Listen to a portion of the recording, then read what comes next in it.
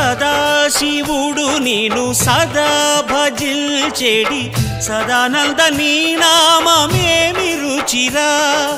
ఎంతో రుచి ఎంతో రుచి ఎంతో రుచిరా అరయ భద్రాచల శ్రీరామదాసుని